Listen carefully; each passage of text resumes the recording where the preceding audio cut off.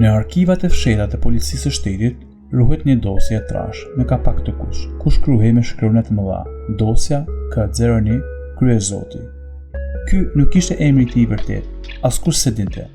Qindra identitete, 10 pasaporta false, 10 qytete ku kishte jetuar dhe asnjë gjurmë të vërtet. Për një gjë ishte e sigurt, ishte mashtruesi më i madh që Shqipëria kishte parë ndonjëherë. Thuhet se gjithçka nisi në vitet 90, kur vendi po ndryshonte dhe kaosi hapi derën për njerëz si ai. Ai shfaqej pa pritur në qytet, bishej thjesht, ishte butë dhe kishte të pamundur të mos i besoje. Në Lezhë paraqitej si inxhinier ndërtimi, në Elbasan si mjek i kirurgjisë, në Vlorë si supermarkës zyrtar, kurse në Korçë si profesor ekonomie. Dhe çdo herë ai zhdukej, po aq shpejt sa shfaqej, duke lënë pas vetëm një fjalë. Ai mori të gjithë më të butë. Metoda e tij ishte ndarja e ëndrave me të tjerë. Kryezoti nuk mashtronte me dhunë, ai mashtronte me ëndra. Diku i premtonte një tokë të humbur në Bregdet, tjetrit një punë në Gjermani.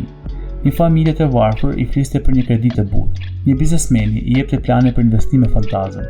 Dokumentat e rreme, po, firma të falsifikuara, po, telefona me zë të ndryshuar, edhe ato. Ai ishte artist i mashtrimit. Në vitin 2013, policia ngriti një operacion sekret për kapjen e tij.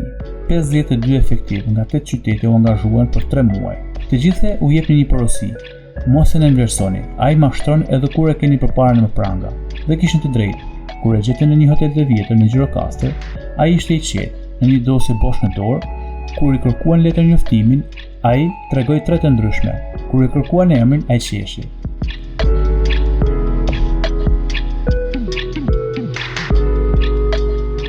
Pas muaj shëtimi, u zbulua që kishte përdorur 22 identitete, kishte mashtruar mbi 700 persona në 25 vite, kishte marrë mbi 4 milion euro në total, dhe qytetërisht nuk kishte përdorur asnjëherë dhunë. Ai ishte ndoshta i vetmi mashtrues që sipas dëshmive nga disa viktima e falin, sepse ishte aq i butë dhe aq i zgjuar sa të hipnotizonte. Gjatë gjyqit, ai nuk tha asnjëherë asnjë fjalë të vetme për veten. Vetëm në ditën e fundit, kur gjykatësi e pyeti përfundimisht si e ke emrin, ai buzëqeshi dhe tha: "Varet kush doni të jemi sot." Kurrë nuk u mor vesh e vërteta e tij.